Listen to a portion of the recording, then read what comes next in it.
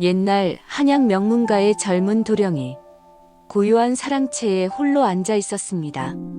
겉으로는 단정한 선비였으나 그의 마음속에는 알 수 없는 갈증이 자라고 있었습니다.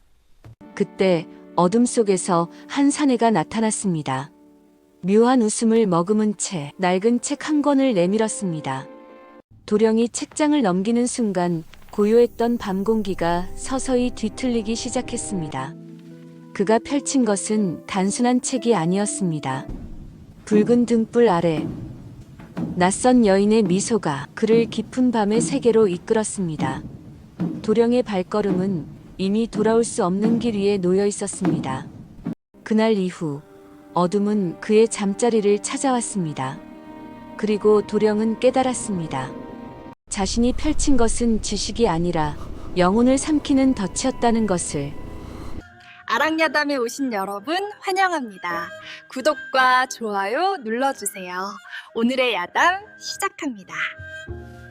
옛날 옛적 한양의 이름 높은 명문가에 윤도령이라는 젊은이가 살았습니다. 그는 엄격한 가풍 속에서 어려서부터 학문에만 정진했습니다. 수많은 경서와 고전을 읽으며 밤낮 없이 붓을 놓지 않았습니다. 그러나 그의 마음 한편에는 늘 알 수 없는 갈증이 숨어 있었습니다. 정갈하게 정돈된 사랑채 안에서 세상을 내다보았지만 세상의 진짜 모습은 과연 어떤 것일지 늘 궁금했습니다.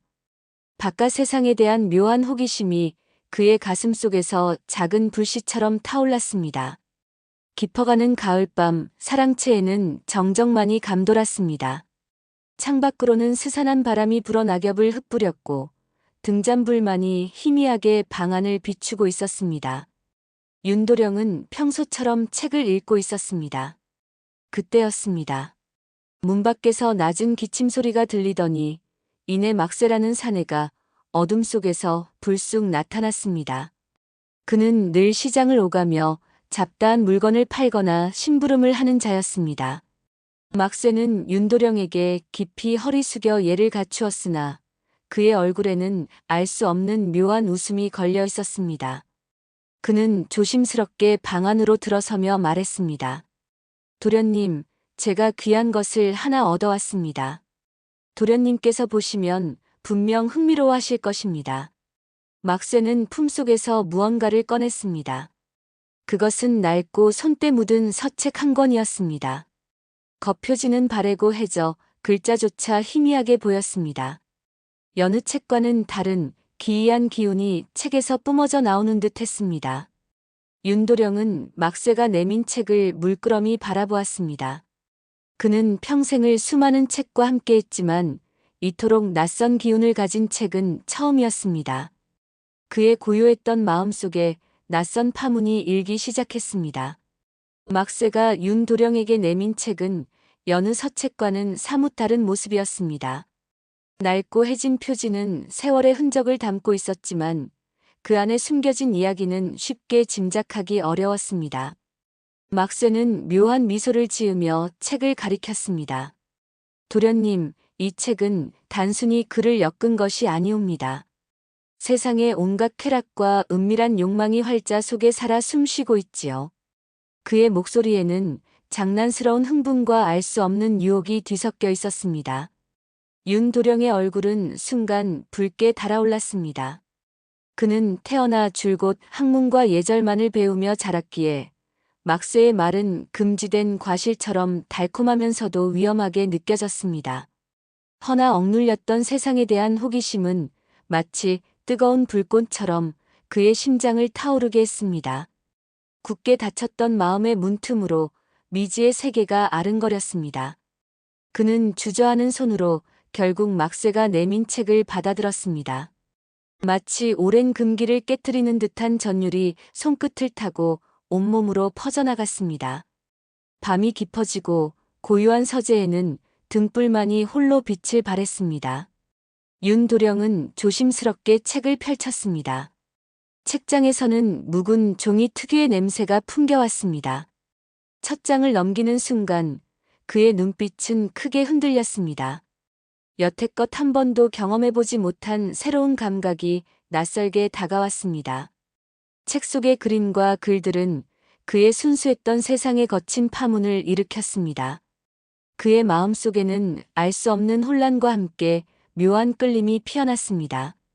깊어진 밤, 윤도령은 책에서 눈을 떼지 못했습니다.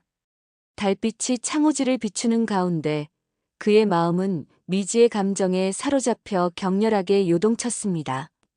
윤도령은 밤마다 금서를 탐독하기 시작했습니다. 등잔불 희미한 불빛 아래 책 속의 묘사는 이제껏 접해보지 못한 파격적이었습니다. 생생하고 농염한 글귀들이 그의 영혼을 깊이 매료시켰습니다. 학문에 정진하던 그의 마음은 온데간데 없이 사라졌습니다. 오직 이 금서만이 그의 머릿속을 지배하며 낮 동안은 밤이 오기를 학수고대하는 나날이었습니다. 곁에서 시중을 들던 막쇠는 윤도령의 달라진 모습을 예리하게 살폈습니다. 어느 날 막쇠는 나직이 말을 건넸습니다. 도련님, 책 속에 적힌 이야기들이 모두 허황된 것만은 아닐 것입니다요. 윤도령은 순간 책에서 눈을 떼고 막쇠를 바라보았습니다. 막쇠는 묘한 미소를 지으며 속삭였습니다. 세상에는 도련님께서 상상하시는 것보다 더 기이하고 아름다운 일들이 많습니다요. 윤도령은 금서의 늪으로 더욱 깊이 빠져들고 말았습니다.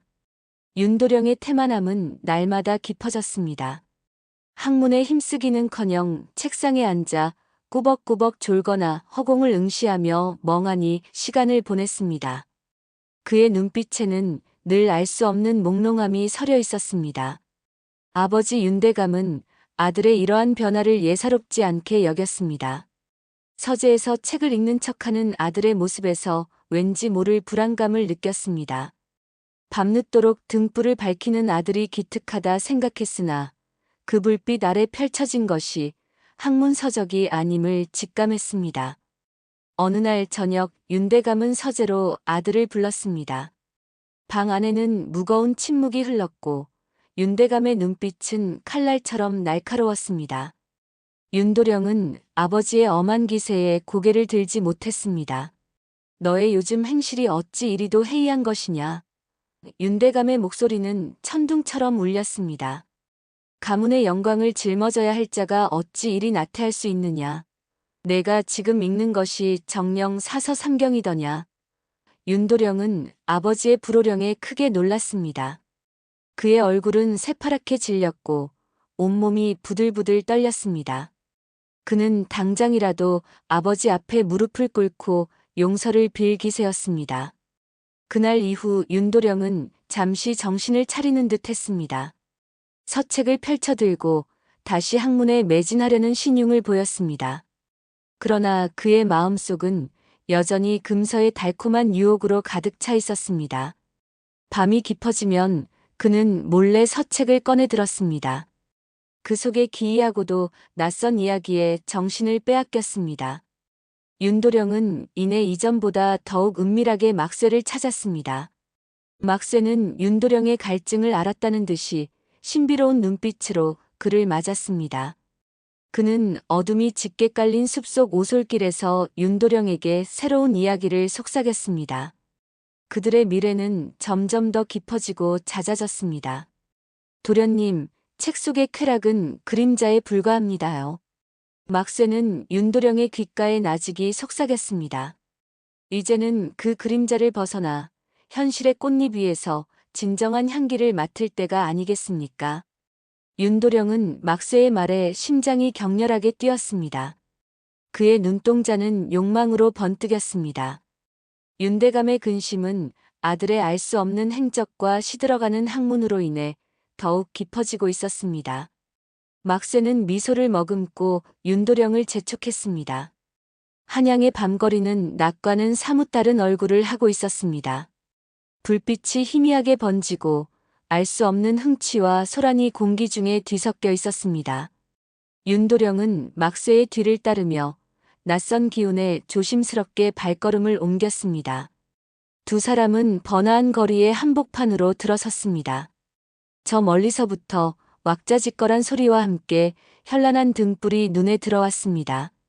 이곳이 바로 막쇠가 말하던 한양에서 가장 방탕하기로 소문난 기방이었습니다. 윤도령은 본 적 없는 화려함에 잠시 걸음을 멈추었습니다. 기방의 입구에 다다르자 술 취한 사내들의 웃음소리와 여인들의 교태 섞인 목소리가 더욱 크게 들려왔습니다. 윤도령은 늘 고유한 서재에서 책만을 벗삼았던 선비였습니다. 그의 얼굴에는 당혹감과 함께 옅은 불안감이 스쳐 지나갔습니다. 그는 이곳의 분위기가 어쩐지 불편하다고 생각했습니다. 막쇠는 그런 윤도령의 어깨를 가볍게 두드리며 말했습니다. 도련님, 이리 오시지요. 이곳의 풍류는 도련님께 새로운 세상을 열어줄 것입니다. 그는 윤도령을 이끌고 주막 안으로 들어섰습니다. 막쇠의 능숙한 태도는 윤도령을 더욱 이끌었습니다. 주막 내부는 그야말로 혼돈과 환락의 공간이었습니다. 붉고 푸른 등불이 어지럽게 흔들리며 그림자를 드리웠고 쟁반에 담긴 술잔 부딪히는 소리, 흥겨운 가락의 연주 소리가 뒤섞여 귀를 먹먹하게 했습니다. 사람들은 크게 웃고 떠들며 밤의 유희에 빠져 있었습니다. 처음에 당황스러움도 잠시, 윤도령의 눈은 점차 주변의 풍경을 탐색하기 시작했습니다. 그의 시선은 술을 따르는 여인들의 고운 자태, 흥에 겨워 춤을 추는 사람들의 모습에 머물렀습니다. 낯선 유혹이 그의 마음속에 스며들기 시작한 것입니다. 그때 주막 안쪽에서 한 여인이 걸어 나왔습니다.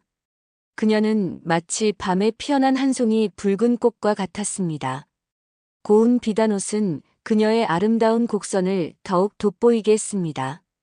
그녀의 등장에 주막 안의 소란이 잠시 잦아드는 듯 했습니다.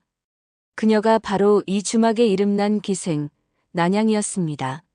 난양은 수줍은 듯 고운 미소를 지으며 윤도령의 눈길을 사로잡았습니다. 마치 달빛이 고요한 수면에 비치듯 그녀의 눈빛은 윤도령의 마음에 잔잔한 파문을 일으켰습니다. 윤도령은 그녀의 매혹적인 자태에 눈을 뗄 수 없었습니다. 그의 심장은 이제껏 느껴보지 못한 감정으로 뛰기 시작했습니다. 난양은 윤도령에게 다가와 나긋한 목소리로 말을 건넸습니다. 처음 뵙는 손님이시군요. 이 난양이 술 한 잔 올리겠습니다. 그녀의 목소리는 마치 꾀꼬리 소리처럼 아름다웠으며 그 말 한마디는 윤도령의 이성을 순식간에 흐트러뜨렸습니다. 그의 정신은 그녀의 말에 온통 빼앗기고 말았습니다. 윤도령은 난양의 아름다움과 상냥함에 완전히 홀리고 말았습니다. 그는 자신이 서재에서 익혔던 모든 학문과 예의를 잊은 듯 했습니다. 난양의 눈빛과 미소 속에서 윤도령은 이제껏 경험하지 못했던 새로운 세계의 문턱을 넘어서고 있었습니다. 그의 타락은 이제 막 시작된 것이었습니다. 난양의 요염한 자태와 향기로운 가락에 홀린 윤도령은 이제 주막을 떠날 수 없었습니다. 그는 과거의 고매한 학문과 가문의 명예를 모두 잊은 채 오로지 난양의 곁에서 쾌락만을 좇았습니다.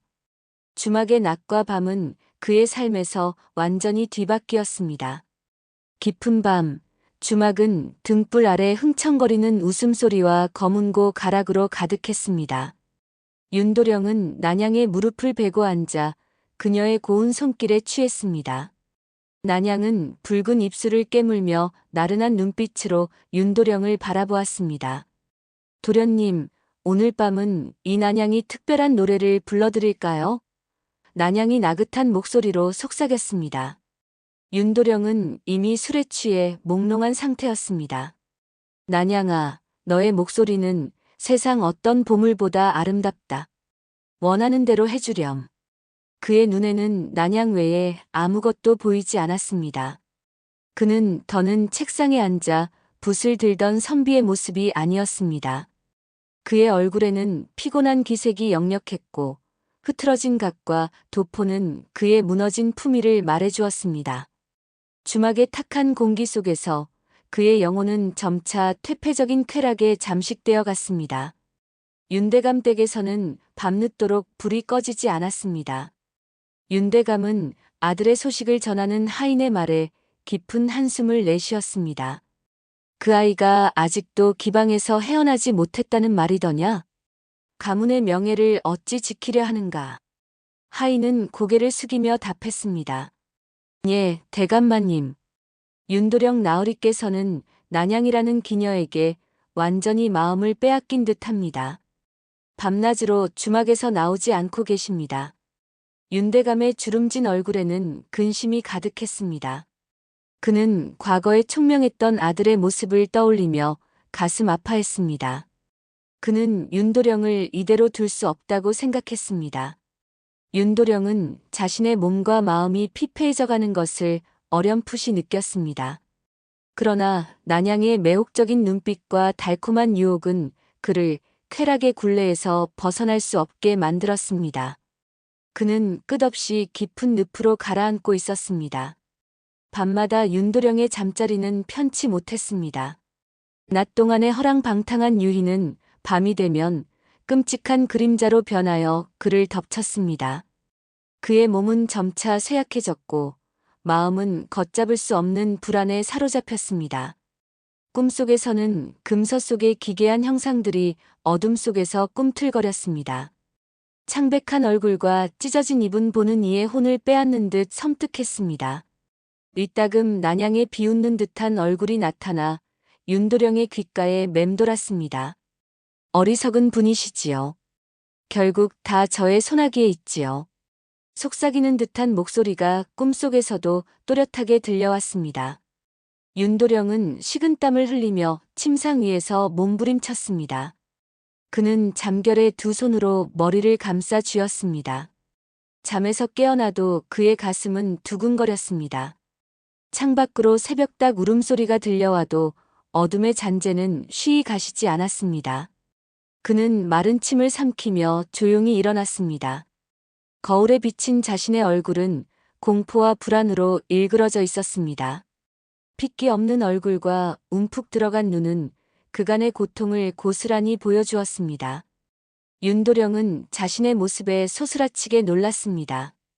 윤도령은 점차 깨달았습니다. 그저 종이로 된 책이 아니었습니다. 금서는 인간의 혼을 갉아먹는 요물, 살아있는 악기와 같았습니다. 그는 검은 서책이 놓인 서한을 바라보는 것조차 두려워했습니다. 금서는 마치 그의 영혼을 엿보는 듯 어둠 속에서 번뜩이는 눈빛을 가진 듯 했습니다. 윤도령의 눈빛에는 깊은 공포와 함께 알 수 없는 갈망이 함께 깃들어 있었습니다. 그의 영혼은 이제 끔찍한 요물의 소나기에 붙잡혀 몸부림치고 있었습니다. 윤도령은 밤마다 기이한 악몽에 시달렸습니다. 알 수 없는 형상들이 나타나 그의 영혼을 갉아먹는 듯 했습니다. 그의 몸은 날마다 쇠약해졌습니다. 낯빛은 창백하게 변했고 그는 자신이 탐독하던 금서에 깊은 의심을 품었습니다. 책 속의 화려한 그림과 현란한 글귀는 더 이상 아름답게 보이지 않았습니다. 그것은 오히려 자신을 옥죄는 거미줄처럼 느껴졌습니다. 막새와 난양을 바라보는 시선도 예전과 완전히 달라졌습니다. 그들의 친절한 웃음 뒤에는 섬뜩한 그림자가 드리워진 듯 했습니다. 윤도령은 그들에게서 인간의 것이 아닌 듯한 기운을 감지하기 시작했습니다. 어느 날 밤 윤도령은 잠 못 이루고 방황했습니다. 그때 방문이 스르륵 열리며 막새와 난양이 그의 앞에 나타났습니다. 그들의 눈빛은 전과 달리 차갑고 깊었습니다. 막새가 낮은 목소리로 말했습니다. 도령님, 드디어 알아차리신 듯하군요.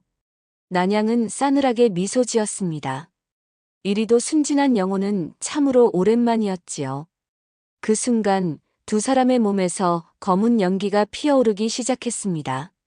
그들의 얼굴은 일그러졌고 피부는 비늘처럼 변했습니다.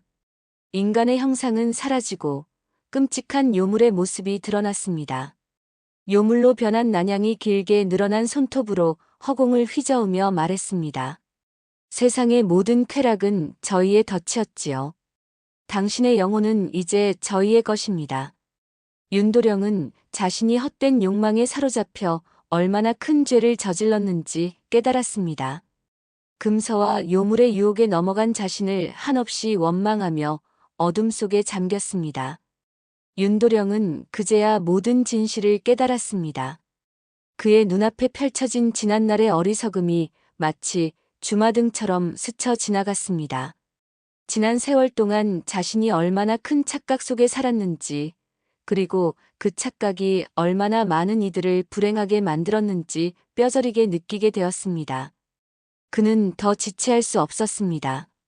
떨리는 손으로 금서를 움켜쥐고는 망설임 없이 사랑채 중앙에 놓인 화로에 던져 넣었습니다. 이 사악한 책이 내 삶을 망치려 하는구나.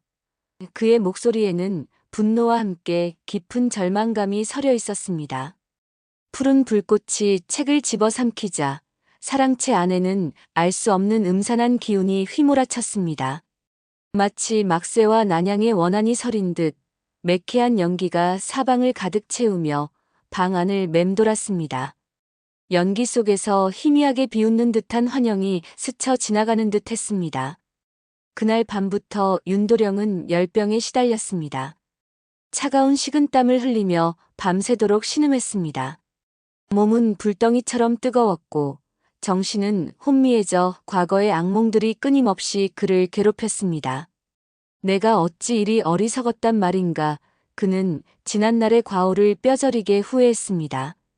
병석에 누워 천장을 바라보며 자신이 저지른 모든 일들이 주마등처럼 스쳐 지나가는 것을 보았습니다. 그의 어리석음이 가져온 비극은 너무나 컸습니다. 며칠 밤낮을 고열에 시달리며 사경을 헤매는 그의 모습은 초췌하기 그지없었습니다.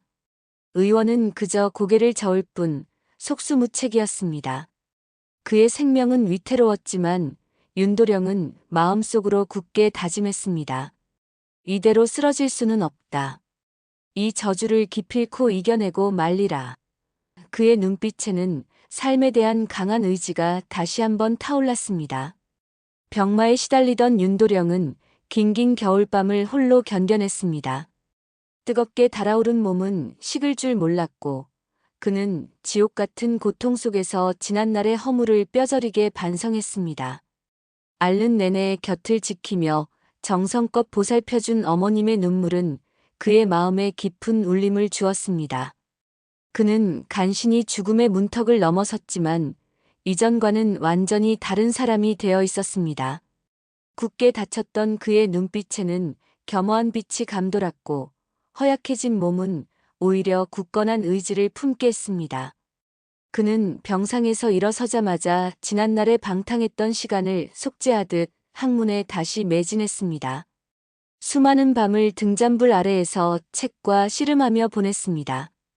그는 글 속에서 참된 지혜와 세상을 살아가는 이치를 깨달았고 타인의 아픔을 헤아릴 줄 아는 너그러운 마음을 얻었습니다. 겉으로 드러나는 화려함보다 내면의 진실한 가치를 귀하게 여기는 어른으로 성장했습니다. 세월이 흘러 윤도령은 어엿한 학자가 되어 조정에 나아갔습니다. 그는 백성들의 고단한 삶을 헤아리고 올바른 도리로 세상을 이끄는 데 힘썼습니다. 그의 가르침은 물이 목마른 대지를 적시듯 많은 이들의 마음을 깨우쳤습니다. 한편 윤도령을 현혹했던 책회 막새와 기생난양은 호련히 자취를 감추었습니다. 그들이 언제 어디로 사라졌는지 그 누구도 알 수 없었습니다. 마치 연기처럼 흩어져 이 세상에 없었던 사람인 양 그렇게 사라져버렸습니다. 겉모습에 현혹되어 옳지 못한 길을 걷거나 금기된 욕망에 손을 대면 결국은 그에 합당한 대가를 치르게 됩니다. 이 이야기는 헛된 욕심이 불러오는 비극과 참된 지혜가 가져다주는 빛나는 삶의 의미를 엄히 경고하고 있습니다. 시청해주셔서 감사합니다. 구독과 좋아요 감사합니다. 늘 행복한 하루 되세요.